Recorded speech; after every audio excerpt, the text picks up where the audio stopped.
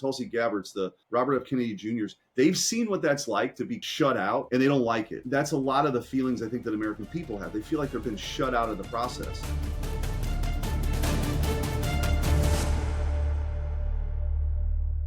Welcome to Undercurrents, our daily news show from Unheard's Washington Bureau. Today's guest is Senator Eric Schmitt. Subscribe here wherever you get your podcasts and over at undercurrents.tv for the full premium experience of the show. Now, we are officially 1 week out from Election Day. More than $2 billion have been raised, the polls are as close as they can possibly be, and the country is on edge. No moment changed the course of the race and of recent history like the first debate, when former President Trump and current President Biden faced off, leading ultimately to Biden stepping down from the ticket.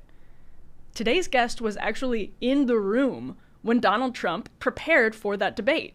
He's been described by Axios as, quote, a likely option for Attorney General if Trump wins next week. CNN reported that he's, quote, arguably the closest senator to vice presidential nominee JD Vance. Eric Schmitt, the former Attorney General of Missouri, won a seat in the U.S. Senate back in 2022. In Washington, he's become part of the next generation of conservative policymakers who are rethinking the GOP's prior agenda, hoping to reshape it along the lines that Donald Trump himself kind of laid out back in 2016: nationalism, traditionalism. Now, Schmitt recently addressed the 2024 National Conservatism Conference and was described by one conservative group as, quote, big tech's worst enemy because of his antitrust work as Missouri AG. Remember the case Missouri v. Biden? Well, that was filed by Eric Schmitt. Now, as a Senate race rages in Missouri and one of his closest friends in Washington is on the ballot with Donald Trump, Senator Schmitt is here joining us on Undercurrents for an in-depth look at how the agenda forged by Trump, Vance, and the senator himself are playing out or is playing out right now and might play out in a second Trump administration.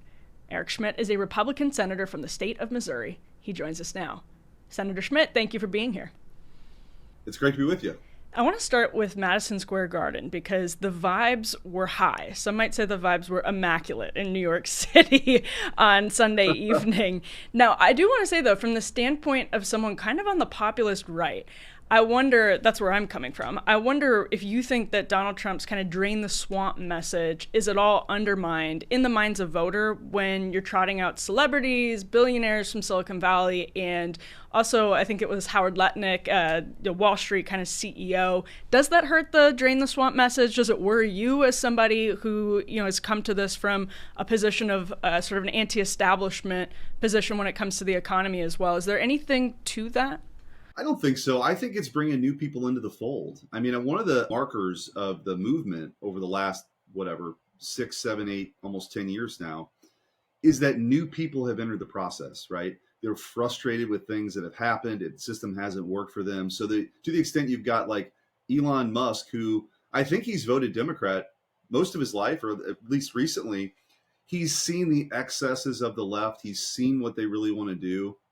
And I think that more than even R or D or red jersey or blue jersey, in some ways, where we're at now is kind of this permanent Washington Democrat allies in the media and Democrats themselves as this sort of alliance, this establishment alliance versus the disruptors, the people who want to see real change. And I think that bodes well in this election cycle that's seen as an election cycle, and Trump's viewed by like a 2-to-1 margin as the change candidate. So when you've got people who, weren't necessarily considered political, or they're from the outside, lending their support, lending their voice, I actually think that reinforces things. And I was in Butler, Pennsylvania with President Trump on the plane to and from, and you had a similar kind of vibe. Elon Musk, that was the first time he was on stage. You had 100,000 people there. I just think this thing's picking up steam. People now see the finish line, which is just over a week away, and are getting excited. Yeah, and the MAGA crowd in Butler, I was there too, went absolutely wild for Elon Musk. There was no hesitation about that whatsoever among the Trump faithful. Senator, Trump also keeps mentioning the story about how the CEO of Google has called him a couple of times to say that his McDonald's trip was like through the roof on Google. They haven't seen searches like that forever. And some on the left have said, is this a sign that, there's Trump is warming up towards Google, that Google is warming up towards Trump. Some people have said that with the Washington Post non-endorsement as well, that Jeff Bezos didn't want to frustrate Donald Trump. You're kind of one of the antitrust guys. You've really helped the Republican Party get tougher on big tech in particular. Does any of that worry you? Do you worry that Donald Trump would go soft on big tech in another administration? Or is it sort of like what you said before? It's a bigger tent and a new coalition?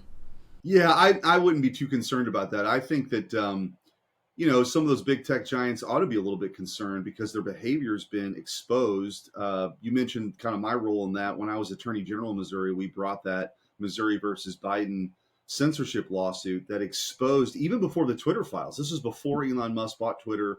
It was further amplified by the Twitter files. But what we found in the discovery in that case, this is back in 2022, was shocking. I mean, you had direct communications between high-ranking Biden administration officials with, vice presidents in these organizations that could control content. Take this down. Okay, we'll do it. What else can we do? It really was Orwellian. And so you've heard Zuckerberg say certain things. You've heard others maybe give lip service to this. But, I've as recently as last week sent a letter to Google and to Facebook and some of these other big tech giants saying, hey, what are you doing right now? Because it looks like you might be trying to do the same thing. We don't want to see a redo of when you suppressed the Hunter Biden laptop story, or when you were shutting people down because they questioned the origins of COVID or the efficacy of masks. And I will tell you, one of the things I think that's playing out, people are trying to understand why the 18 to 24-year-olds, the younger voters now have moved to the Republicans, why you see for the first time in 60 years more people identifying themselves as Republicans as Democrats. I think kind of COVID exposed a lot of these excesses. People were shut down, they were shut out, they were tried to be silenced. The kind of counterculture tendency that a young person might have to be a contrarian. Look, the Democrats have adopted this position along with some of the biggest companies in the history of the world to kind of shut down and silence people. And you hear Elon Musk talk about it, JD talks about it, and others. But I certainly saw that firsthand in that lawsuit. So I'm not sure what their game plan is afterwards. But to the extent they're working with government or abusing their own rules to shut people down, they ought to be concerned, because we ought to have some reforms in that regard. I mean, it's just such a important case that you just mentioned. Obviously, you're a huge part of it. Now, I want to talk about that letter that you just alluded to. What do we know about what could be happening behind the scenes right now? One of the big reveals of the Twitter files and discovery in the Missouri v. Biden case was all of these internal machinations and behind the scenes conversations that were happening with intelligence agencies, Silicon Valley, and the Biden administration. So is there any evidence that right now, actually, there's censorship and voter suppression that could be affecting the 2024 election? Google is sort of got the ultimate black box here with their algorithm. Nobody's ever really been able to crack that code to see how they, if your campaign page or good articles about you are on page 10, but all the other stuff is on page 1, that's its own thing, even beyond like kind of the overt censorship that was exposed in that lawsuit. So I think the most important thing to do is to keep the pressure on. This is a lesson that I've learned, is constantly be pushing, constantly be using your role as oversight, constantly being, if there's an investigation launch, we should go do it. The left has played this game for a very long time. They've tried to intimidate, they've tried to silence, and I think that we've got to stand up for free speech. We've got to constantly be saying, we're willing to have the debate in a public forum. We're willing to, argue issues on the merits. We're willing to have this competition in the marketplace of ideas. And you compare that with how the Democrats and the left want to conduct the rules now. They just want to silence people. It's sort of like with Madison Square Garden. And you hear Tim Walz yesterday talking about how, like basically calling the people who showed up there, or half of America, a bunch of Nazis. This is totally nuts. And so, yesterday's Nazi is the weirdo from the week before, which is the fascist from the week before. It's all they have. It's really all they have now, because they can't really talk about the issues. I'm old enough, I'm young in the Senate, but old enough to remember at 49 when liberals were like champions for free speech. No longer. One of the reasons Robert F. Kennedy Jr., I think, has come along is because he saw it. He's seen the censorship. He's seen what it's like to be thrown off the ballot. They didn't want to hear his voice in their primary. So I think we lean into this, and I think this is the future for us, which is to fight for real people, And there's a danger in Washington. It's like a bubble where people get kind of captured there, and they talk about, the most important thing that we can do right now is funding for Ukraine. I that is not what people are talking about back home. So I think you got to stay well grounded, and then also fight for these things that matter. I think you're seeing in the polling even now, censorship is becoming a big issue that's kind of creeping up.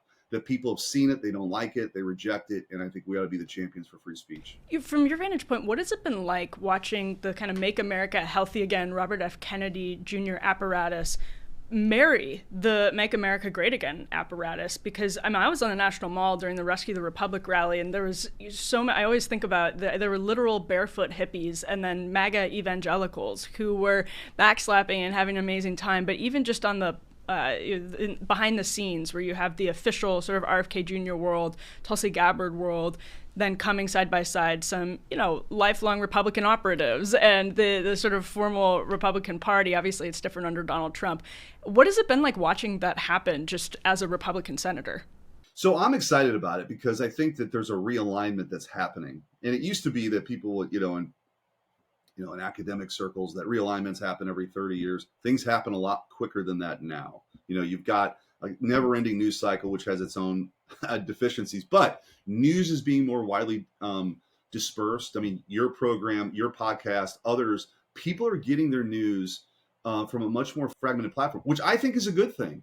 The idea that like 3 networks get to decide what the agenda is, or people should be talking about, or how they portray something, that era is over, and thank God. I think that for a long time, conservatives knew it was tilted against them, but now they've sort of creeped into this sort of advocacy phase where that's all that it is. It's really not even, giving both sides. They don't even think, if you remember, many of them wouldn't even cover Donald Trump 6 months ago because they just thought he wasn't worthy of coverage. I mean, even though he was a leading candidate from the other side, let alone the lawfare that was happening and all this sort of. But I think to your point about this coalition, I think it's exciting. Again, I think it speaks to people are frustrated with this sort of establishment mentality and the enforcement mechanisms that have been put out there by the broader administrative state, which these people are sort of, you don't even know who they are. There's agencies you've never heard of, like CISA, for example. CISA was very involved in this vast censorship enterprise that was exposed in our lawsuit. Most people never heard of them, but all of a sudden, they were coordinating with big tech to shut people down.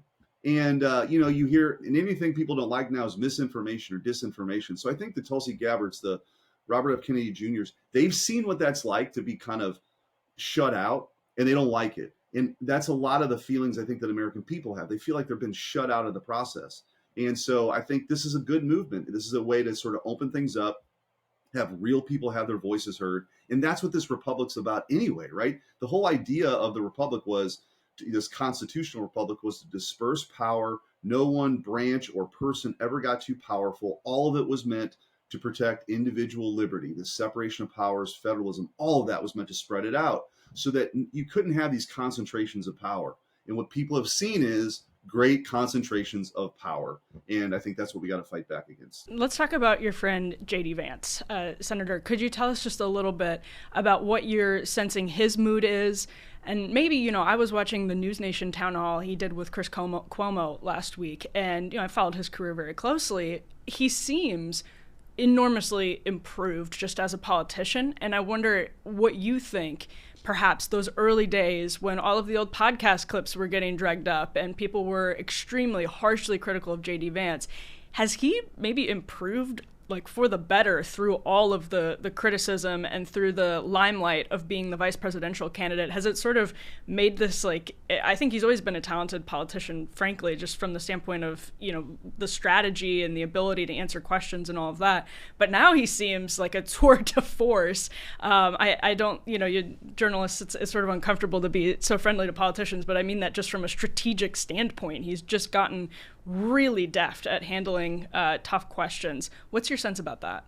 So JD and I came in to the Senate together, and we share a lot of background. Actually, I come from a working class background, and then obviously our points of view on certain things. But I've gotten to know him. When you are entering that kind of life experience of the United States Senate, relatively young, we both have young families, and some of our other members are a freshman class too. You go to dinner, you get to know people. And JD is a great guy. And by the way, a totally normal guy. which is why the whole kind of quote unquote weirdo thing was such a smear, because like there's a lot of weird people in Washington. JD's like super normal, like talk about like real things in life. And so, for me, it's been fun to watch, and I'll be with him again. I've been with him on the campaign trail. I'll be with him again in this kind of closing week. Just to reiterate, you've been a leader in that sort of realignment, informal caucus, I would say, on the Senate side among Republicans. And you've spoken at the National Conservatism Conference. And one thing I've heard people float is that now that JD has been seen as sort of broadly competent by people in the Beltway, that it's a real win for the quote unquote new right and for the suite of ideas that thinkers like yourself and Senator Vance bring with them. That they've sort of been tested on the campaign trail, and win or lose, JD being sort of a friendly face for the new right that did well with Republican voters is a huge victory for people who want the Republican Party to reconsider all of its sort of priors when it comes to big tech and community and those different censorship is a good example. Do you think that's true? Do you think it's a big win for the new Republican Party that JD Vance has performed relatively well up to this point? Totally agree. I'm sure there were some that didn't want him to get that nod because of that very reason. I'm glad that he's done as well as he's done. It's not a surprise to me, but I think it's important for the broader movement. And it's all about you just sort of look, we've got a $35 trillion national debt. We have a foreign policy that doesn't reflect the priorities of America or, by the way, what it means to be, advocating for the national security interests of the United States of America, right? You have a domestic policy that has left working people behind. We've shipped jobs overseas. And the plight of sort of the forgotten man and woman, the middle class, just isn't the topic of conversation most days in Washington. And by the way, I also think when we talked about younger voters, this indoctrination that they've tried to implement in our schools, it started out when I was in college, like as a elective that you could take. Now it's like an ideology that school administrators and staff have to take, this critical race theory or DEI. It's all a sort of cultural Marxism, this sense that you divide the room by race. And they try to do it in our military. And I think people are rejecting this. Like you notice now some of these DEI things, companies are scuttling them. Even in the government, they're trying to keep it below the radar because they know how unpopular it is, because it's sort of antithetical to the American experiment, which is based on merit. And if you believe things, it doesn't matter who you are, where you came from, like we're moving in this direction. If you believe in the Republic, there's a lot on the line in this election, because what you don't want to have is a supercharged administrative state that's going to do these things, even though people never voted on it. And that's what they would do.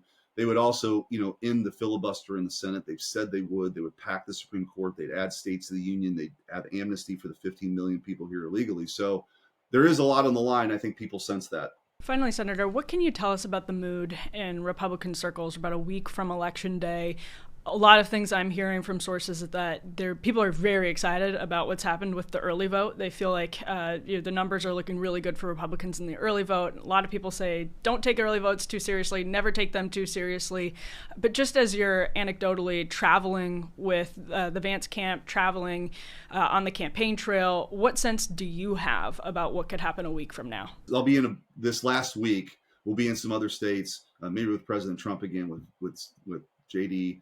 There is this energy. It's real. It feels a lot more like 2016 than 2020. There's no doubt about that. The polling would certainly reflect that. All of the polls, he is doing better, and in some instances, a lot better at this point in the race than he was in 2020 and even in 2016. Wisconsin's a good example of that, your home state.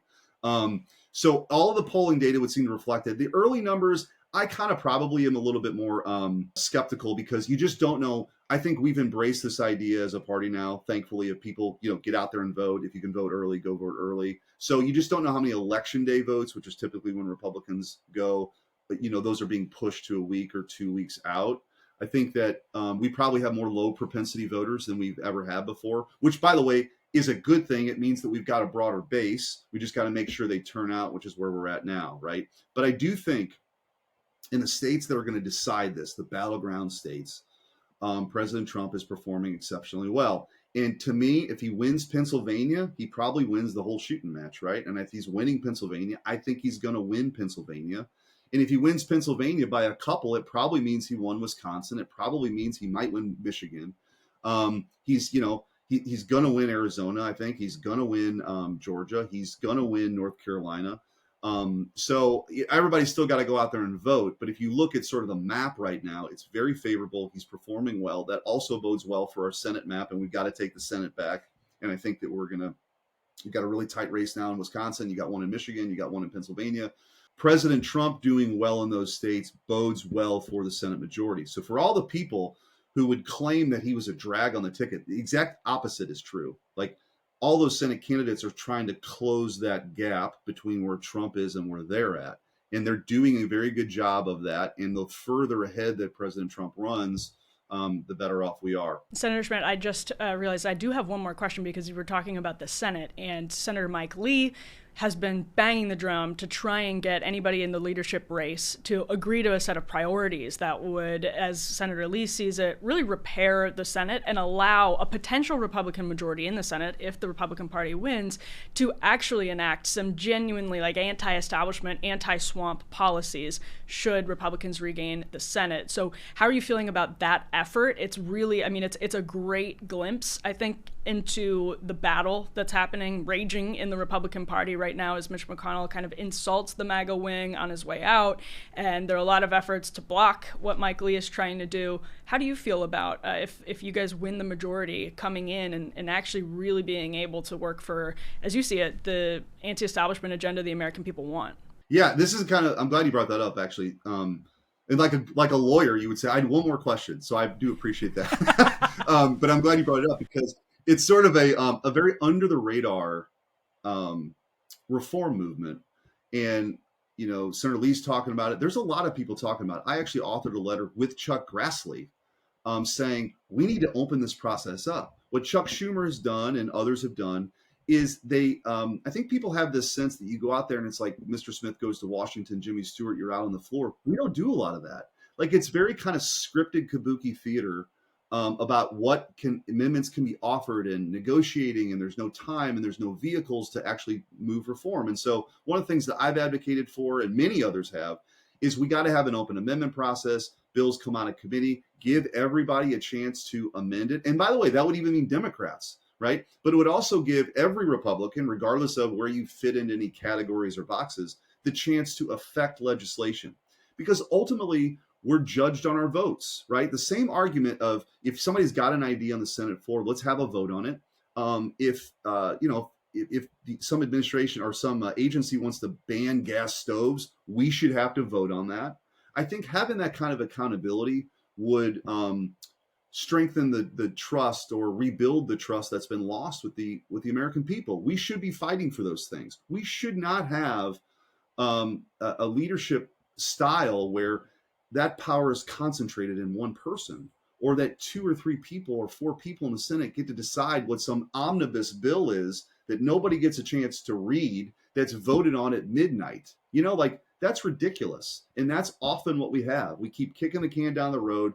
Let's open the thing up, have more members have a say, have amendment votes, and play it out, as opposed to, again, just some bill that a few people decide in a back room that this is what it's going to be, take it or leave it. That's not what the American people expect. And they don't deserve that either. And just finally, McConnell World is pushing back pretty hard. Is that what you're seeing? It could get bitter and sort of be a nasty battle at the end of the day. I do think, yeah, there are some people who don't want to see that happen. But I will tell you, I think the vast majority of members, even the ones that, you know, you wouldn't include in the new right or wherever, like, there's a lot of members who want to see that kind of reform. I mentioned, you know, Chuck Grassley. Chuck Grassley's been in the United States Senate since 1980, right? Like, he's and he's seen how it can work, right? Like, in the sense that people get a chance to affect legislation, and he doesn't like where it's at either. So I think the internal politics of this bodes well for institutional kind of reform, which, by the way, opens the door for more issues and more ideas that real people back home want to see enacted in place, right? Or to stop things that are ridiculous. But again, kind of this closed door mentality of not having amendments and shutting down dissent, quite frankly, isn't what the Senate's supposed to be about. And so I'm hopeful that this will be kind of a broader movement. I've had conversations with a bunch of other senators on the Republican side that definitely want to see that happen. So we'll see. It's certainly something, as I'm talking to the people who are running for the top spot, it's something that's very important to me. And I know I'm not the only one saying, hey, we need leadership. If we take the majority, I hope that we do, that has an agenda, number one, that's reflective of where people are at. And number two, allows more members to have a say in what this legislation looks like, as opposed to just the top spot. Senator Eric Schmitt, you are a busy man, so thank you for giving us so much of your time. We really appreciate it. It was a lot of fun. We'll do it again. Well, it was great to hear from Senator Schmitt. Really, as somebody who covers Capitol Hill quite a bit, he is one of the most interesting people, not just in the Republican Party, but especially on Capitol Hill, kind of a mover and shaker. There's some folks that I would point to on the left who similarly are involved in that, and one person on the House side would be Ro Khanna. But Senator Schmitt in the upper chamber is really, really trying to make waves and change the Republican Party, and really his closest ally in that, as we talked about, until he was plucked from the Senate to the vice presidential ticket, was JD Vance. Depending what happens a week from today, they might be back in the Senate together or potentially working together in a second Trump administration. So to get sort of the mood of the GOP world with just a week to go from Eric Schmitt himself was quite an interesting opportunity and experience. I hope you enjoyed it. So please make sure to subscribe to the Undercurrents channel right here. Subscribe wherever you download your podcasts. And of course, over at undercurrents.tv for the full premium experience of the show. We are going to be here every day until Election Day with more coverage, and then beyond Election Day, of course, as well. So make sure to subscribe. We appreciate it. Thank you for watching, and we will be back here tomorrow.